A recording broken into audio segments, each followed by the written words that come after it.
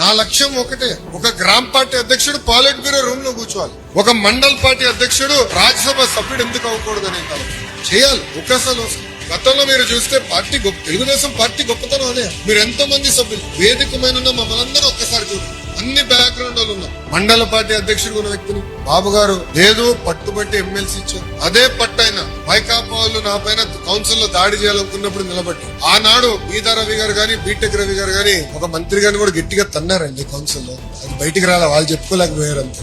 ఎందుకు చెప్తున్నానంటే ఒక స్ఫూర్తి, అందరం పోరాడం. కౌన్సిల్ లో కూడా అదే పోరాటం పార్టీని కాపాడు. సో పార్టీ తెలుగుదేశం పార్టీలో గొప్పతనం. ఇక్కడ సుమారుగా 60 మంది ఉత్తమ కార్యకర్తలు కలిసిన అంటే మిగతా పైన మీ పైన ప్రెషర్ మొదలైంది స్వామి.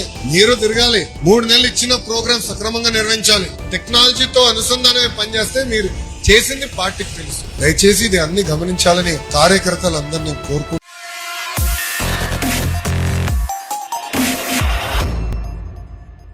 నమస్తే, తెలుగు వన్ న్యూస్కి స్వాగతం. ఆంధ్రప్రదేశ్లో కూటమి ప్రభుత్వం ఏర్పడి 1.5 సంవత్సరం అవుతుంది. ఈ 1.5 సంవత్సరంలో ప్రభుత్వం సజావుగా జరుగుతుందని ప్రభుత్వ పెద్దలు అనుకుంటున్నారు. కొంతమంది అభిమానులు, కరుడుగట్టిన కార్యకర్తలు అనుకునే ప్రయత్నం చేస్తున్నారు. నిజంగానే గ్రౌండ్ లెవెల్లో పరిస్థితి అలా ఉందా?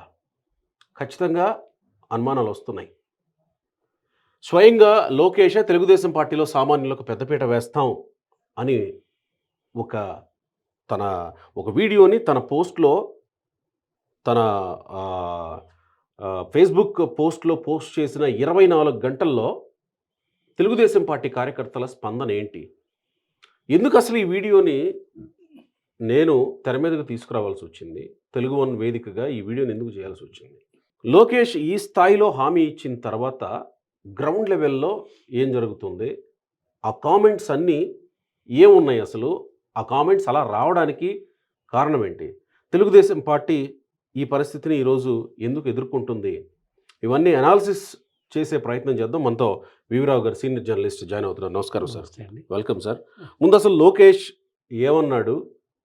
కామెంట్స్ ఎందుకు అలా వస్తున్నాయి? స్వయాన లోకేష్ తన అఫీషియల్ పేజ్లో వచ్చిన కామెంట్స్, ఎవరో పోస్ట్ చేస్తే వచ్చిన కామెంట్స్ కాదు. ఒకసారి ఆయన ఏమన్నాడు విందాం. నా లక్ష్యం ఒకటే, ఒక గ్రామ పార్టీ అధ్యక్షుడు పాలిట్ బ్యూరో రూమ్ లో కూర్చోవాలి, ఒక మండల్ పార్టీ అధ్యక్షుడు రాజ్యసభ సభ్యుడు ఎందుకు అవ్వకూడదు అని చేయాలి. ఒకసారి గతంలో మీరు చూస్తే పార్టీ తెలుగుదేశం పార్టీ గొప్పతనం అదే. మీరు ఎంతో మంది సభ్యులు వేదిక మీద ఉన్న మమ్మల్ని అందరూ ఒక్కసారి చూడండి, అన్ని బ్యాక్గ్రౌండ్ వాళ్ళు ఉన్నాం. మండల పార్టీ అధ్యక్షుడు ఉన్న వ్యక్తిని బాబు గారు లేదు పట్టుబట్టి ఎమ్మెల్సీ ఇచ్చారు. అదే పట్టైన వైకాపా వాళ్ళు నా పైన కౌన్సిల్ లో దాడి చేయాలనుకున్నప్పుడు నిలబట్టి ఆనాడు బీదా రవి గారు గాని బీటెక్ రవి గారు గాని ఒక మంత్రి గారిని కూడా గట్టిగా తన్నారండి కౌన్సిల్ లో. అది బయటికి రాలా, వాళ్ళు చెప్పుకోలేకపోయారు అంతే. ఎందుకు చెప్తున్నానంటే ఒక స్ఫూర్తి, అందరం పోరాడం. కౌన్సిల్ లో కూడా అదే పోరాటం పార్టీని కాపాడు. సో పార్టీ తెలుగుదేశం పార్టీలో గొప్పతనం. ఇక్కడ సుమారుగా 60 మంది ఉత్తమ కార్యకర్తలు కలిసిన అంటే మిగతా పైన మీ పైన ప్రెషర్ మొదలైంది స్వామి. మీరు తిరగాలి, 3 నెలలు ఇచ్చిన ప్రోగ్రామ్ సక్రమంగా నిర్వహించాలి, టెక్నాలజీతో అనుసంధానమే పనిచేస్తే మీరు చేసింది పార్టీకి తెలుసు. దయచేసి ఇది అన్ని గమనించాలని కార్యకర్తలు అందరినీ కోరుకుంటూ నా లక్ష్యం ఒకటే. రావు గారు, ఇది లోకేష్ మాట్లాడింది. వాస్తవానికి 2024లో అధికారంలోకి వచ్చిన తర్వాత విషయం పక్కన పెడదాం. అంతకుముందు సాంప్రదాయంగా తెలుగుదేశం పార్టీలో నిజంగానే మండల స్థాయిలో పనిచేసిన నాయకుల్ని రాజ్యసభకు పంపించిన చరిత్ర, మండల స్థాయిలో పనిచేసిన నాయకుల్ని ఎమ్మెల్సీలుగా కూర్చోబెట్టిన చరిత్ర తెలుగుదేశం పార్టీకి ఉందా? ఉందండి. అది పార్టీ ప్రారంభంలో ఎన్టీ రామారావు గారు 83 నుంచి 89 వరకు అధికారంలో ఉన్నప్పుడు ఓకే, గ్రామ స్థాయిలో మన నియోజకవర్గ స్థాయిలో పనిచేసేటువంటి వాడికి అనేక అవకాశాలు ఇచ్చారు ఆయన. ఎంపీ రాజ్యసభ సభ్యులను కూడా చేశాడు ఆయన. ఏది గ్రామ స్థాయిలో గ్రామ స్థాయి అంటే ఒక స్థాయిలో ఉన్నటువంటి, మరీ గ్రామ స్థాయి రాజ్యసభ పంపడం ఒక స్థాయి ఉండాలి కదా. ఆ స్థాయి కలిగిన వాళ్ళని వేరుకొని, అంటే ఇప్పటిలాగా పారిశ్రామికవేత్తల్ని పెట్టుబడిదారులని కాకుండా, ఇప్పటి విషయం పక్కన పెడదాం అంటే కాకుండా చెప్తే ఇది ఉదాహరణ ఉండాలి కదా. కాకుండా ఆ రోజు పార్టీ కోసం నిరంతరం ప్రజల కోసం పార్టీ కోసం పనిచేసినటువంటి నాయకుల్ని గుర్తించి గౌరవించారు. ఇవాళ లోకేష్ గారు చెప్పేది అదే. ఈ పార్టీ నాయకుల్ని మేము మండల స్థాయి నాయకులను కూడా ఎమ్మెల్సీలను చేశామని చెప్పాడు. ఒకళ్ళిద్దరు చేశాడు. పశ్చిమ గోదావరిలో ఒక ఆనంద్ పేరు చేశారు, ఆనంద్ కుమార్ సంథింగ్ ఏదో ఉంది. తర్వాత అనకాపల్లిలో ఒక అతన్ని చేశారు, నాగప్రసాద్ నాగదీక్ష నాగదీక్ష అని ఉమ్, ఉమ్, వాళ్ళిద్దరిని చేశారు. ఉమ్, అయితే వీళ్ళు ఎవరిని పదవులు ఇస్తారా ఏంటి అనేది తెలుగుదేశం పార్టీలో ఎప్పుడు కూడా అండి పదవుల కోసం వెనపర్లాడి పదవుల కోసం పాటలు పడి కాంట్రాక్టుల కోసం పాటుపడే వాళ్ళు ఒక 5% 10% ఉంటారు. మిగతా వాళ్ళంతా పార్టీ అధికారంలో ఉండాలి, ప్రజలకు మేలు చేయాలి, మనం సౌకర్యంగా ఉండాలి, మనం కూడా ఆనందంగా ఉండాలి, మనతో పాటు ప్రజలు ఆనందంగా ఉండాలి, అందరూ సమానంగా ఉండాలి, ఏదో ఉంటారే అందరూ బాగుండాలి, అందులో మనం ఉండాలి ఉమ్, అనేటువంటి పాలసీ తెలుగుదేశం కార్యకర్తలు మొదటి నుంచి అలవాటు చేసుకున్నారు. ఉమ్, ఇప్పుడు పరిస్థితులకు వస్తే అంటే ఇప్పుడు ఈ ఎరాకి వస్తే ఉమ్. ఇప్పుడు 90-83లో ఒక్క మాట ఇక్కడ నేను ఎవరో చెప్తే విన్నాను. మంత్రి రామానాయుడు కూడా మండల పార్టీ నుంచి ఎదిగినటువంటి వ్యక్తే, ఎమ్మెల్యే, తర్వాత ఇప్పుడు మంత్రి అట్లా అయ్యాడు. పూర్వం ఇప్పుడు ఇంకో ఉదాహరణ చెప్తాను మీకు. ఉమ్, 94 ఎన్నికల్లో ఉమ్, 94 ఎన్నికల్లో పార్టీయేతరులకు ఎవరికి టికెట్ దక్కలేదండి. మొత్తం పార్టీ కోసం పనిచేసి కష్టపడేటువంటి ఓకే, వాళ్ళకి ఓకే. చేశారు. ఉమ్, ఉమ్, ఉమ్. అదే రకంగా ఇప్పుడు చంద్రబాబు నాయుడు గారు ఎరాలో కూడా పార్టీ కోసం పనిచేసిన వాళ్ళకి రాజ్యసభలో ఏదో ఒకళ్ళిద్దరికి పార్టీకి ఉపయోగపడే వాళ్ళకి ఇచ్చుకుంటూ పోయారు తప్ప మీకు 83 ఎన్నికల్లో ఇప్పుడు సర్వేలు పెడుతున్నారు. ఇప్పుడు పీకే సర్వేలని, రాబిన్సన్ సర్వేలని, ఈ సర్వేలకు అనుగుణంగా వాళ్ళు చెప్పినట్టు పార్టీ నడపాలని, ఈ టెక్నికల్గా అభివృద్ధి చెందాలని, మీరు సాఫ్ట్వేర్ చేసుకోవాలని ఏం చెప్తున్నారు. వీటన్నిటికంటే 83లో ఏ సర్వేలు చేసి ఎన్టీ రామారావు 200 సీట్లు గెలిచాడండి. 85లో మళ్ళీ నారాయణ భాస్కర్ ఇష్యూ వచ్చిన తర్వాత 225, 230 స్థానాలు ఎట్లా గెలిచారు? ఏ సర్వేలు లేవు. పార్టీ బాగుండి కార్యకర్తలు సౌకర్యంగా ఆనందంగా ఉంటే సమాచారం వస్తుందండి. సమాచారం వస్తుంది. పార్టీ కార్యకర్తలతోటి గ్రామస్థాయి నాయకులతోటి సమావేశాలు అయినప్పుడు అక్కడ ఉన్న సమస్యలు వస్తాయి, అన్నీ వస్తాయి. ఒక ఉదాహరణ చెప్తాను మీకు. ఎన్టీ రామారావు హయాంలో ఈ ఆదిలాబాద్ నిజామాబాద్ జిల్లాలకి ఈ ఏరియాలో నక్సలైట్ల ప్రభావం విపరీతంగా ఉండేది. మన వాళ్ళు కొంతమంది ఎమ్మెల్యేలు, తెలుగుదేశం పార్టీ ఎమ్మెల్యేలు, నాయకులు కూడా అడవుల్లో నక్సలైట్లు ఏర్పాటు చేసేటువంటి సమావేశాలకు వెళ్ళేవాళ్ళు. అంటే వాళ్ళు రమ్మని వీళ్ళకి ఇష్యూస్ చెప్పేవాళ్ళు. ఇవి ఉన్నాయి మీరు ఏం చేయట్లేదని కొంచెం గట్టిగా చెప్పేవాడు. వాటి ఆధారంగా వీళ్ళు చేసేవాళ్ళు. ఈ నేపథ్యంలో కొన్ని జిల్లాల్లో ఒకళ్ళిద్దరు జిల్లా స్థాయి అధికారులు కూడా అటెండ్ అయ్యారు. ఈ విషయాన్ని ఎన్టీ రామారావు క్యాబినెట్లో ఒక మంత్రి చెప్పాడు. ఆ జిల్లాలకు ఇన్ఛార్జిగా ఉన్న మంత్రి, అన్నగారు మన ఎమ్మెల్యేలు, ప్రజాప్రతినిధులు నక్సలైట్ల మీటింగ్లకు వెళ్తున్నారు, అదేవిధంగా పలానా చోట సబ్ కలెక్టరు వాళ్ళు కూడా వెళ్ళారు అంటే ఆయన అన్నాడు, అవును బ్రదర్, తప్పే ఉంది, వాళ్ళు ప్రజా సమస్యలు వీళ్ళ దృష్టికి తీసుకొస్తున్నారు, మంచిదే కదా అన్నాడు ఆయన. అంటే అంత ఉదారంగా ఉండేవాడు ఆ రోజు. అంటే కార్యకర్తలకి గ్రామస్థాయి సమస్యలకి అంత ప్రాధాన్యత ఇచ్చేవాడు. దాంతో ఏమయ్యేది, గ్రామస్థాయిలో ఇప్పుడు ఒక ఎమ్మెల్యే ఉన్నాడండి, ఏదో పోయినప్పుడు ఆ గ్రామం ఒక మండలానికి పోయాడు అనుకోండి, ఆ మండలంలో పార్టీ వాళ్ళతో 1 గంట 2 గంటలు కూర్చొని వాళ్ళతో మాట్లాడితే మంచి చెడు అన్నీ తెలుస్తాయి. అంటే మన ప్రభుత్వం పనితీరు ఎలా ఉందో తెలుస్తుంది, మన పార్టీ ఎలా ఉందో తెలుస్తుంది, మన ఎమ్మెల్యేల పనితీరు ఎలా ఉందో తెలుస్తుంది, మన ఇవన్నీ తెలుస్తుంటాయి. ఇది మర్చిపోయారు. ఏది ఈ గ్రామ స్థాయి సమావేశాలు, మండల స్థాయి కార్యకర్తలతో సమావేశాలు ఈ మర్చిపోయారు. అంటే ఒక్కటి రావు గారు, మీరు చెప్పింది అబ్సల్యూట్లీ కరెక్ట్. ఒక రాజకీయ పార్టీగా అలా ఉంటే ప్రత్యేకంగా సర్వేలు అవసరం లేదు, ఒక స్పెషల్ టీంలు అవసరం లేదు, కరెక్ట్. కానీ కాలానుగుణంగా మారుతున్న రాజకీయాలు, ఇప్పుడున్న సమకాలీన పరిస్థితుల్లో డబ్బు ప్రభావం పెరిగిపోయిన తర్వాత డబ్బున్న వాళ్ళు లేదా టెక్నికల్గా సోషల్ మీడియాలో ప్రచారం కల్పించుకోగలిగిన వాళ్ళు, ఇలా ఇన్ఫ్లుయెన్స్ చేయగలిగిన వాళ్ళకి మాత్రమే రాజకీయ నాయకులు అయ్యే అవకాశం ఉంటున్న టైంలో, అంటే మిగతా ఇవన్నీ లేని వాళ్ళు లేరు అని నా భావన కాదు. ఇప్పుడు ఇంపాక్ట్ చూపిస్తున్న టైంలో రాజకీయ పార్టీలు కూడా అందుకు అనుగుణంగా మారాలేమో కదా. అలానే తెలుగుదేశం పార్టీ కూడా మారుతుందేమో కదా. మొన్నటి ఎన్నికల్లో మనం చూస్తున్నాం, తూర్పుగోదావరి జిల్లాలో ఒక అంగన్వాడీ టీచర్ని పెట్టారు. అవును. ఆమె ఏ సోషల్ మీడియాలో పనిచేసిందండి, ఏ సోషల్ మీడియా నిర్వహించుకుంది? రంచోడవరం. ఆమెకున్న ఆదాయం ఎంత? శిరీషాదేవి. శిరీష. ఆమెకున్న ఆదాయం ఎంత? ఆమె ఎలా గెలిచింది? సోషల్ మీడియాని నిర్వహిస్తేనే గెలిచిందా? ఓకే. ఆర్థికంగా ఉంటేనే గెలిచిందా? కాదు కదా. ప్రజలు మన ఆదరిస్తే మనం గెలుస్తామండి. నీ ఇప్పుడు జగన్మోహన్ రెడ్డి కంటే మా చంద్రబాబు నాయుడు ఎక్కువ చేశాడా? పీకేని పెట్టుకున్నాడు. ఏం పీకారు వాళ్ళు? 2024 ఎన్నికలు ఏమైంది? సమయానుకూలంగా ప్రజల్లో వ్యతిరేకత వచ్చినప్పుడు 2014లో చంద్రబాబు నాయుడు గారిని గెలిపించారు. ఈ రాష్ట్రానికి అవసరం, ఈ రాష్ట్ర అభివృద్ధి చెందాలి, విడిపోయి ఉన్నాం మనం అనే ఉద్దేశంతో గెలిపించారు. 2024 వచ్చేటప్పటికి 2019 ఎన్నికలకు వచ్చేటప్పటికి ఈ ప్రభుత్వం పట్ల వ్యతిరేకత ఉంది. జగన్మోహన్ రెడ్డి గెలిపించారు. జగన్మోహన్ రెడ్డి ఎన్ని 164 సీట్లతో 151 సీట్లతో గెలిచాడు జగన్మోహన్ రెడ్డి. 2024 వచ్చేవరకు ఏమైంది? అంటే మీరు ఇందాక 94లో మొత్తం అంతా తెలుగుదేశం పార్టీ కార్యకర్తలకే టికెట్లు ఇచ్చారు అవును అనే ఒక కీలకమైనటువంటి అంశాన్ని అవును. అంటే మనం ఈ నేపథ్యంలో అవును. మాట్లాడుతున్నాం అవును. కాబట్టి ప్రస్తావించారు. వాస్తవానికి 94లో ఎలాగైతే బంపర్ మెజారిటీ తోటి తెలుగుదేశం పార్టీ అధికారంలోకి వచ్చిందో అదే బంపర్ మెజారిటీతో 2024లో చాలామంది పోల్చారు.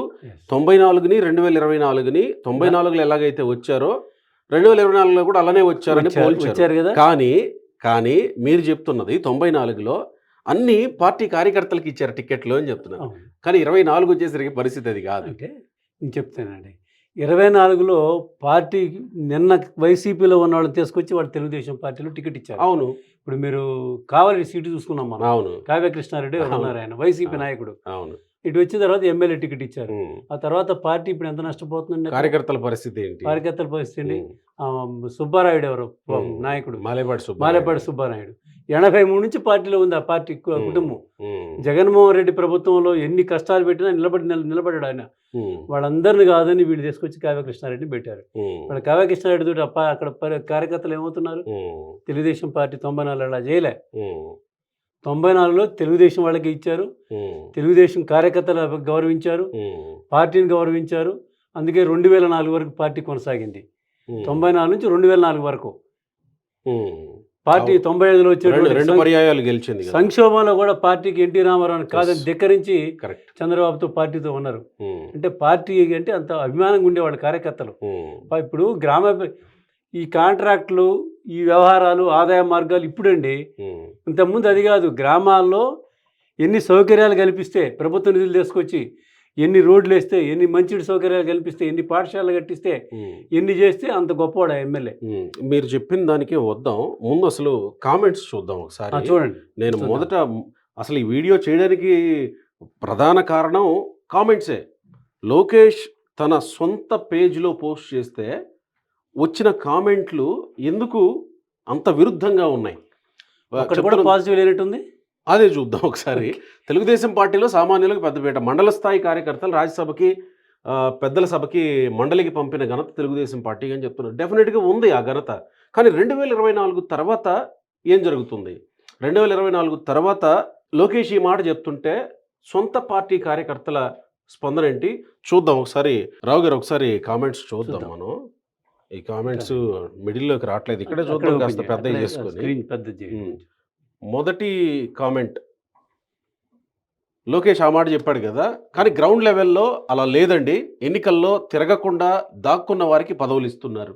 అంటే వైసీపీ మీద పోరాటం చేయకుండా దాక్కున్న వాళ్ళకి పదవులు ఇస్తున్నారు అనేది మొదటి కామెంట్. తర్వాత సయ్యద్ మస్తాన్, నేను టీడీపీకి ఓటు వేయాలని పోటీపడి 95లో ఓటర్ కార్డు చేయించుకొని అప్పటి నుంచి ఇప్పటి వరకు ప్రతి ఎన్నికల్లో పోలింగ్ ఏజెంట్గా కూర్చుంటూనే అన్నా కానీ పార్టీ కోసం మేము ప్రాణాలకు తెగించి పోరాడుతూనే ఉన్నా. ఇప్పటి వరకు టీడీపీ పార్టీ సభ్యత్వం తప్ప నా దగ్గర ఏ పదవి లేదు, ఇవ్వలేదు. మీరేమో మైక్ ముందర వస్తేనే ఊగిపోయి ప్రసంగాలు ఇస్తుంటారు, పదవి కాడికి వస్తేనే లాబియింగ్ ఎవరు చేస్తే వాళ్ళకి ఇస్తారు. నాకు తెలిసి నేను చూడంగా సామాన్య కార్యకర్తలు పైకి వచ్చినట్టు నేను చూడలేదు. పక్క పార్టీల నుంచి వచ్చిన వాళ్లకు నాయకులు పరిచయం చేస్తే వాళ్లకు పదవులు కేటాయిస్తారు.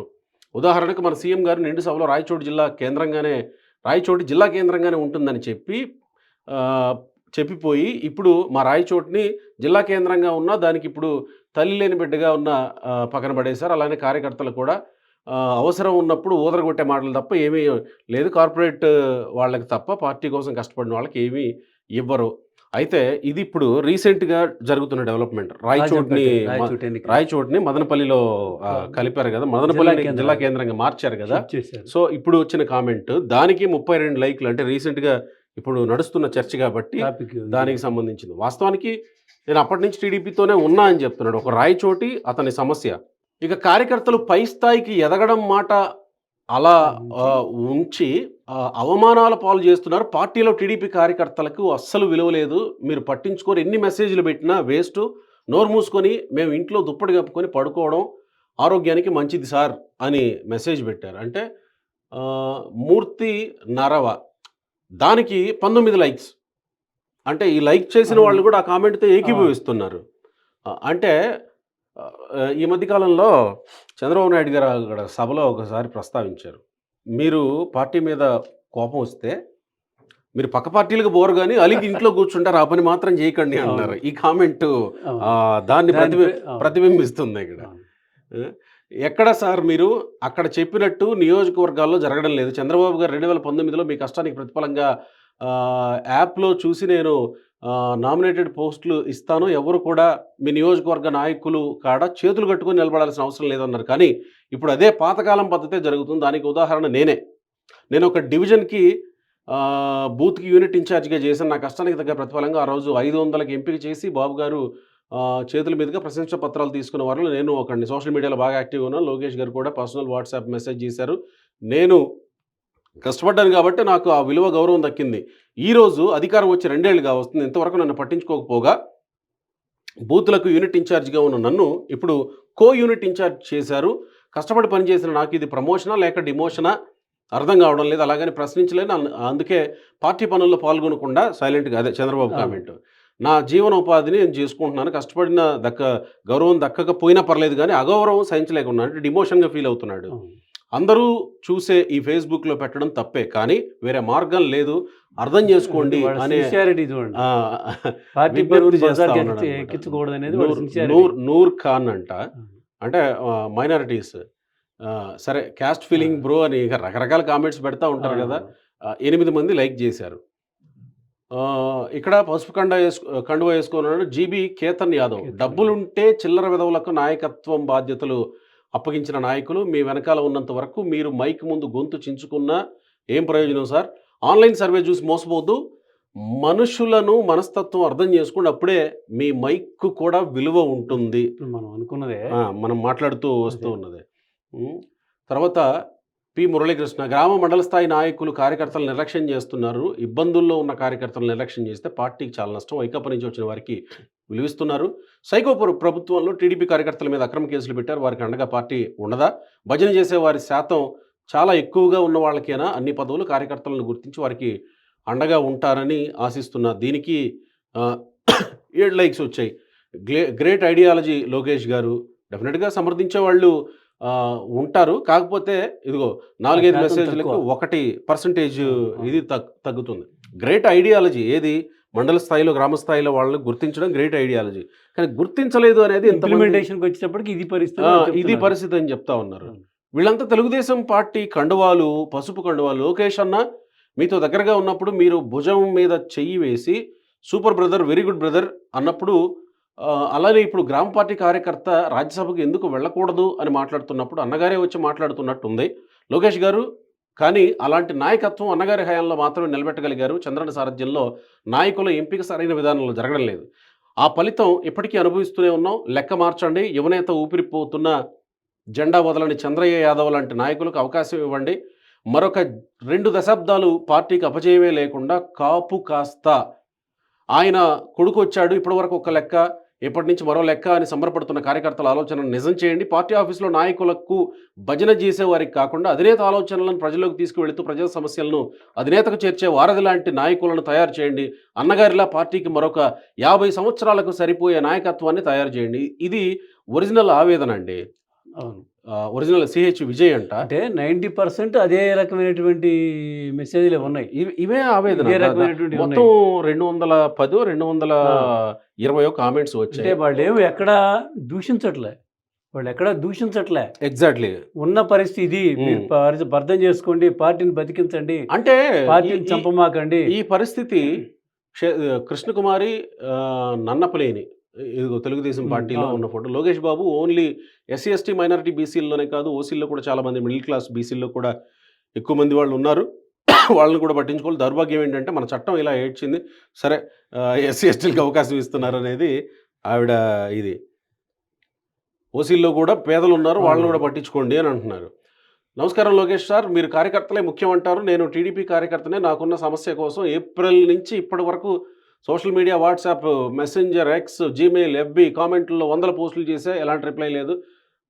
సోషల్ మీడియాలో పోస్టులు చేస్తే రిప్లైలు వస్తే సమస్యలు పరిష్కారం అవుతాయా? నాకు తెలిసి అంటే అలాంటి వాట్సాప్ గవర్నెన్స్ ఉంది. కనీసం వాళ్ళు ఆశించేది ఏంటంటే, తెలుగుదేశం కార్యకర్తలు ఎక్కడైనా మీరు ఒకటి చూడండి, వాళ్ళు ఆశించేది ఏంటంటే అందరూ పదవులు కావాలనేది కాదు, పనిచేసే వాళ్ళకి పదవులు ఇవ్వమనేది వస్తుంది అక్కడ. Right, common point. రెండోది మాకు కాంట్రాక్ట్ మాకు ఈ విలేజ్ వర్క్ అని అడగట్లే వాళ్ళు. పార్టీని గౌరవంగా 10 కాలాల పాటు బతికించండి, ఈ రాష్ట్రానికి ప్రయోజనం కలిగించండి అనేదే వాళ్ళ నినాదం, వాళ్ళ ఆవేదన. కానీ నాయకులు ఏం చేస్తున్నారు? దానికి భిన్నంగా 2024 ఎన్నికల్లో చూసాం మనం. కార్పొరేట్లకి పెద్దపేట వేస్తున్నారు.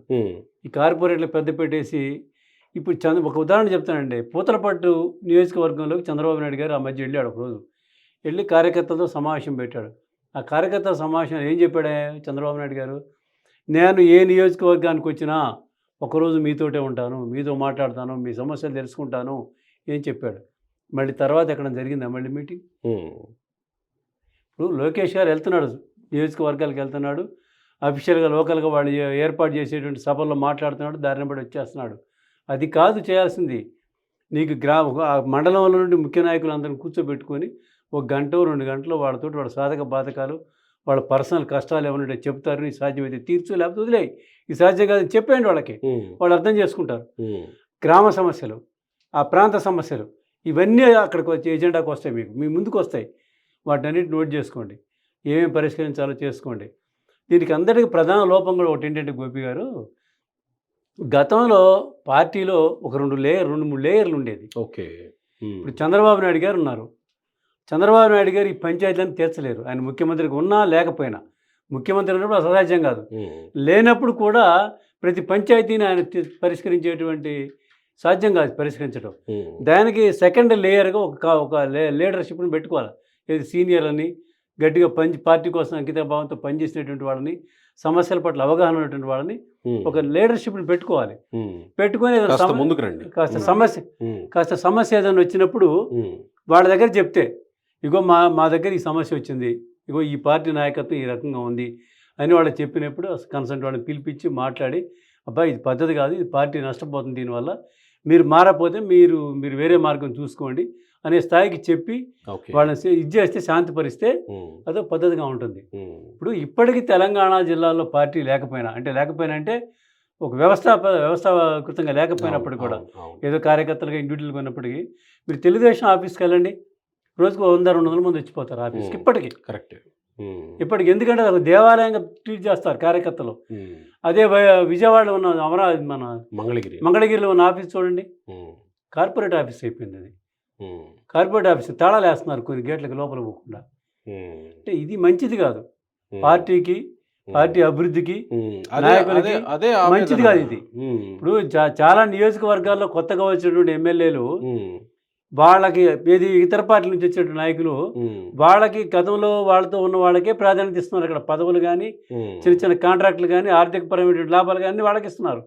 అంటే నీ జెండా కప్పుకొని, నీ కండవ కప్పుకొని సంవత్సరాల తరబడి జీవితాలను త్యాగం చేసి, కుటుంబాలను త్యాగం చేసి, ఆస్తులు పోగొట్టుకొని పార్టీ కోసం పనిచేసేటువంటి వాళ్ళకి మీరు ఇచ్చే గౌరవం ఏంటి?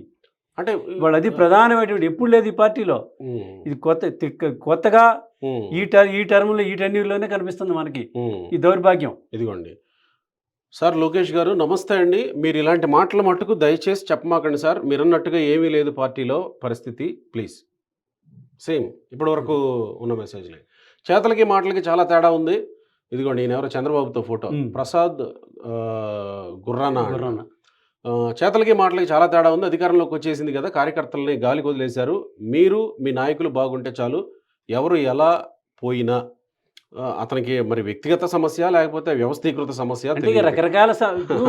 మనం ఏం చూడాలంటే గోపి గారు, ఓవరాల్ గా ఏమొచ్చింది? అవునవునవును, 200 మంది చెప్పినప్పుడు వాటిలో మెజారిటీ అభిప్రాయం ఏమొస్తుంది అనేది మనం తీసుకోవాలి. ఇప్పుడు రాయలసీమ జిల్లాలో లక్ష్మి మీరు ఒక్కసారి కామెంట్స్ చూద్దాం. నమస్కారం లోకేష్ అన్న, కష్టపడ్డ కార్యకర్తను గుర్తించండి, పోస్టులు పెట్టినా రిప్లై ఇవ్వట్లేదు. ఇంతే. అంటే ఒకవేళ ఆ డీపీలలో లోకేష్ చంద్రబాబుతోనో ఫోటోలు దిగిన వాళ్ళు ఏదో చంద్రబాబుతో ఫోటోలు దిగిన పెద్ద కడుపు పెద్ద కడపూరు తెలుగుదేశం పార్టీ కదలరండి, మీరు చెప్పేవన్నీ కింది స్థాయిలో జరగవు, క్షేత్రస్థాయిలో మీరు చెప్పినట్టు నిజమండి. మీరు అనుకున్నట్టు మీరు కలలుగన్నట్టు జరగట్లేదు అన్న, చాలా బాధతో చెప్తున్నా. ఇవన్నీ జరగవు, జరిగితే అంతకంటే కావాల్సిందే ఉంది. కష్టకాలంలో పార్టీ కోసం నిలబడ్డ కార్యకర్తలను పట్టించుకోండి. ఆర్థికంగా కూడా చాలా ఇబ్బందులు పడుతున్నారు, కొంచెం పట్టించుకోండి అన్న. ఆర్థికంగా అంటే వాళ్ళకి చేసేదేమి, ఆర్థికంగా చేసేదేమి ఉంటుంది, అవకాశాలు, పార్టీలో పదవులు, లేకపోతే ఇంకేమన్నా వాళ్ళకు ఉన్న సమస్యలు పరిష్కరించడం ఉంటుంది. గ్రామీణ ప్రాంతాల్లో చిన్న చిన్న వర్కులు ఉంటాయండి. నామినేటెడ్కి ఇచ్చే వర్కులు ఏవో ఇస్తారు. ఎందుకంటే ఏ పార్టీ అయినా ఎవరైనా కూడా కార్యకర్తలు ఆర్థికంగా బలంగా ఉంటేనే పార్టీ కూడా బలంగా ఉంటుంది. వాళ్ళకు వెళ్తేనే కదా బయటకు వచ్చి పని చేయడానికి. వాళ్ళకి తిండి లేనప్పుడు చేయలేరు కదా. అందుకని ఆ అవకాశాలు ఏమైనా ఉంటే ఇవ్వండి అనేది వాళ్ళు అడుగుతున్నారు. అంటే ఇంకొక విషయం సార్, ఇంకొక విషయం, మీరు కోట్లు వందల కోట్లు వేల కోట్లు కాంట్రాక్టర్లకి వాళ్ళు తీసుకొచ్చి డిపిఆర్లు ఆమోదించి మీరు ఇచ్చే బదులు ఇటువంటి పనులు వాళ్ళకి ఇస్తే సంతోషం కదా. మరి అక్రమాలు చేయరు కదా. ఇప్పుడు 2024లో అధికారంలోకి వచ్చిన తర్వాత ఎమ్మెల్సీలైనా రాజ్యసభలైనా అవకాశం వస్తే కనీసం ఆలోచించే పరిస్థితి ఉందా? ఈ మండల స్థాయిలో లేకపోతే జిల్లా స్థాయి అంటే ఇక రాష్ట్ర వ్యాప్తంగా అవుతుంది అనుకోండి. మన రాజ్యసభ స్థానాలు కొన్ని ఖాళీ అవకాశాలు వచ్చినాయండి. ఎవరికి ఇచ్చారు? సానా సతీష్ అనే వ్యక్తికి ఇచ్చారు. సానా సతీష్ కంటే పార్టీలో సీనియర్లు, పార్టీ కోసం అంకిత భావంతో పనిచేసిన నాయకులు లేరా? అంటే మరి వాళ్ళు ఏ లెక్కలతో ఇచ్చారనేది కాదు, మీరు ఏ లెక్కలతో ఇచ్చారో చెప్పండి ప్రజలకంటే కార్యకర్తలకి. బేదామస్తానరావుకి ఇచ్చారు. బేదామస్తానరావుకి ఎక్కడి నుంచి వచ్చాడు? బేదామస్తానరావు ఆయన వైసీపీ నుంచి వచ్చాడు, రాజీనామా చేశాడు, మళ్ళీ తీసుకుని పోయాడు. అంటే అదంటే ఆయన సీట్ ఆయనకి ఇస్తారు మీరు కదా. అవునండి, ఆయన తీరానికి ఇవ్వడానికి ఆయన పార్టీలో ఎందుకు చేర్చుకోవాలి? నువ్వు నిన్ను కాదని నువ్వు కష్టాలు ఉన్నప్పుడు నేను వదిలిపెట్టిపోయాడు ఆయన పార్టీని. నువ్వు అధికారం రాగానే వస్తే మళ్ళిస్తావా? ఇక అట్లుంటే మరి కష్టాలు పడేవాళ్ళు, నష్టాలు పడేవాళ్ళు, పార్టీ కోసం త్యాగాలు చేసేవాళ్ళ కుటుంబాలు ఏం కావాలి? అంటే బేదామస్తానరావు కుటుంబం పార్టీ కోసం పనిచేయట్లేదు అంటే చేసింది. వాళ్ళ బ్రదర్ ఉన్నాడు, ఆయన ఉన్నాడు, చేస్తూనే ఉన్నారు. కానీ కష్టకాలంలో అండగలేడు కదా, కష్టపడింది వేరే కదా. ఇప్పుడు మీరు అనంతపురం దగ్గర నుంచి రాయలసీమలో చూసుకుంటే ఆ రైతులు మీరు ఎప్పుడైనా అబ్జర్వ్ చేస్తే చూడండి, పార్టీ వాళ్ళకి ఏముండదండి, ఒక టవల్ తలకు చుట్టుకుని వస్తారు జెండా పట్టుకుని పార్టీ కోసం. ఇంటికాడ తిండి ఉన్నదా లేదా, పిల్లలు ఏం తింటారు, ఏం జరుగుతుంది ఏం పట్టించుకోరు. పార్టీ మీటింగు, ఎన్టీ రామారావు, పచ్చ జెండా, అంతే. అవే వాళ్ళకి. అట్లా తయారయ్యారు అక్కడ పార్టీకి. అంటే లోకేష్ సారథ్యంలో ఇంకో 40 ఏళ్ళు పార్టీ భవిష్యత్తు అని మాట్లాడుతున్న టైంలో ఆయన అఫీషియల్ పేజ్ నుంచి ఇలాంటి కామెంట్స్ రావడం అంటే అందరూ కూడా మళ్ళీ చాలా మంది కూడా పార్టీ శ్రేయోభిలాషులు, పార్టీని అభిమానించే వాళ్ళు కూడా లోకేష్ వస్తున్నాడు, విద్యావంతుడు, పార్టీలో ఇన్ని రోజులు కష్టపడి తిరిగాడు, కార్యకర్తల కష్టాలు తెలుసు, ఇవన్నీ అందరూ ఆశాభావంతో చూశారు. అందరూ అనుకున్నారు కూడా ఏదో మంచి రోజులు వస్తున్నాయని. కానీ ఈ పరిణామాలు మనం చూస్తే ఏం కనపడుతున్నాయి మనకి? అంటే ఓవరాల్ గా 99% అవే ఏం కనపడుతున్నాయి. ఉపన్యాసాలు ఏం చెప్తున్నాం మనం? మండల పార్టీ వాళ్ళు కూడా రాజ్యసభ సభ్యులు కావాలని చూస్తున్నాం మనం. అంటే ఆయన చెప్తున్నారు అదే రాజ్యసభ కావాలని చెప్తున్నారు, ఆయన చేస్తున్నామని చెప్తున్నారు. అవుతున్నారా? అంటే అందరినీ రాజ్యసభ చేయలేరు కాదండి. ఇప్పుడు అన్నం మొత్తం చూడాల్సిన అవసరం లేదుగా, ఒక మెతుకు పట్టుకుని తెలిసిపోద్దిగా మనకి విధానాలు ఏంటి అనేది. మీరు ఎన్నికల్లో అంటే ఒక మాట ఇప్పుడు మీరు మొదట చెప్పిన శిరీషాదేవి అనే ఆమెని ఒక అంగన్వాడీ కార్యకర్త, ఆమెను తీసుకొచ్చి ఎమ్మెల్యే చేశారుగా, మరి అలాంటి ప్రాధాన్యత ఇచ్చినట్టే అనుకోవాలి కదా. అంటే నేను చెప్పేది అదే, మీరు అట్లా గౌరవించి పార్టీని ఈ ఎన్నికల వరకు ఇచ్చారండి. ఎన్నికలు అయిన తర్వాత కదా ఈ పరిస్థితి. ఓకే ఎన్నికల వరకు బాగానే ఉంది వ్యవహారం, యువగడం పెట్టాడు, గెలిచే వరకు బాగుంది, గెలిచిన తర్వాత ఇప్పుడు కేసు జగన్మోహన్ రెడ్డి గవర్నమెంట్ లో అనేక వందల వేల కేసులు ఉన్నాయండి కార్యకర్తల మీద. కరెక్ట్. వాళ్ళ పరిస్థితి ఏంది? వాళ్ళ ఏమన్నా మారిందా?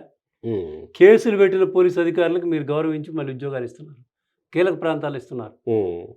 మొన్న విజయవాడలో 1 టౌన్లో ఎవరికి ఇచ్చారనేది కార్యకర్తలు సోషల్ మీడియాలో పోస్టులు పెడుతున్నారు. ఏమిటిది?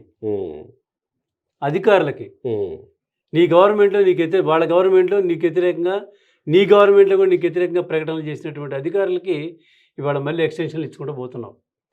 దేని సంకేతం? ఏం మెసేజ్ వెళ్తుంది కార్యకర్తల్లో, కింది కేడర్లో, పార్టీ అభిమానుల్లో?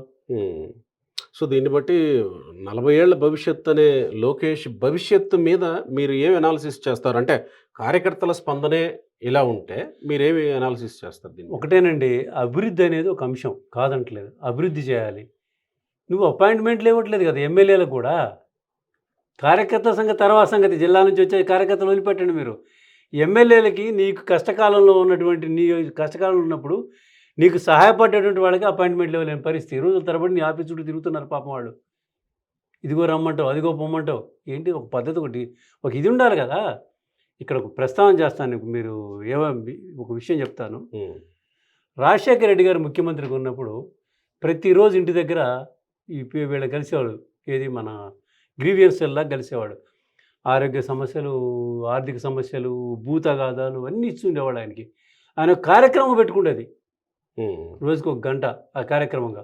7:30 ఇంటి దగ్గర. ఆ నియోజకవర్గం వాళ్ళేనా కాదు, లేకపోతే రాష్ట్ర వ్యాప్తంగా వచ్చేవాళ్ళు. రాష్ట్ర వ్యాప్తంగా రావాల్సిన అవసరం ఏముంది అసలు? రాష్ట్ర వ్యాప్తంగా వాళ్ళు ఎమ్మెల్యేకి చెప్పుకోవచ్చు కదా, ముఖ్యమంత్రి దాకా రావాల్సిన అవసరం. ఆరోగ్యశ్రీకి సంబంధించి వచ్చేవాడు, వాళ్ళు వినతులు ఇవ్వడానికి వచ్చేవాడు, ఆయన స్వీకరించేవాడు. కొన్ని ఏమో అక్కడ కాదమ్మా మీరు అధికారులకు అక్కడికి వెళ్ళిపోండి అని చెప్పేవాడు. ఇప్పుడు ఇక్కడ కూడా లోకేష్ కానీ చంద్రబాబు కానీ ఆఫీస్కి వెళ్తున్నారండి. ఎవరిని కలుస్తున్నారు? ఆఫీస్కి వెళ్తే ఎవరిని కలుస్తున్నారు? ఎప్పుడు ఉండే భజన బృందమే ఉంటుంది అక్కడ. గ్రీవియన్స్ సెల్ అని పెట్టారు. ఒక మంత్రి ఎవరు ఉండాలి, ఒక ఎమ్మెల్యే ఉండాలని చెప్పారు. అసలు గ్రీవియన్స్ సెల్కి హైదరాబాద్, విజయవాడ రావడం ఏంటండి? అనంతపురం నుంచి, శ్రీకాకుళం నుంచి విజయవాడ రావడం ఏంటి కార్యకర్తలు? మీరు అక్కడ చేయలేరా? మీ మంత్రి ఏం చేస్తున్నారు? జిల్లా మంత్రులు మీరు పెట్టుకోండి, 15 రోజులు 10 రోజులు పెట్టుకుని అక్కడ చేయొచ్చు కదా. వాళ్ళందరినీ ఛార్జీలు పెట్టుకుని ఇక్కడికి వస్తే ఫోన్ వస్తున్నారు, అప్లికేషన్ ఇస్తున్నారు. దానికి ఆయన అకౌంటబిలిటీ ఉంటుందా? దాన్ని రాసుకొని ఆ సమస్య పరిష్కారం అయిందా లేదా అని ఉంటుందా? వచ్చిన వాడే 10 సార్లు వస్తాడు మీ దగ్గరికి. ఫాలో అప్ ఉండడం లేదు.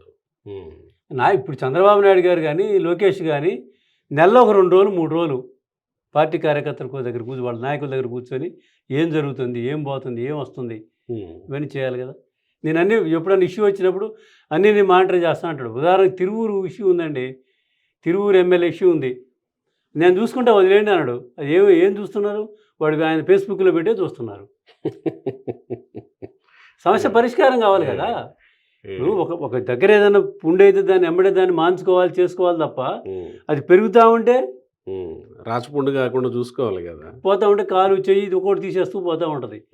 ఏదైనా అంతేనండి, శరీరం ఎట్లలో పార్టీ అంతే. పుష్టిగా మనం పుష్టిగా తింటే బాగుంటుంది. అట్లే కార్యకర్తలు, నాయకులు గ్రామ స్థాయిలో ఉంటే బాగుంటుంది పార్టీ. వీళ్ళు ఎప్పటికైనా ఆ వైపు దృష్టి మళ్ళిస్తే తప్ప ఏదో రాబిను శర్మలు, పీకేలు వీళ్ళని పెట్టుకొని గెలుస్తామంటే అది జరగని పని. ఇంకో 3-3.5 ఏళ్ళు ఉంది కదా, సెట్ చేసుకోవడానికి టైం బాగానే పుష్కలంగా ఉంటుంది. టైం ఉంటుందండి.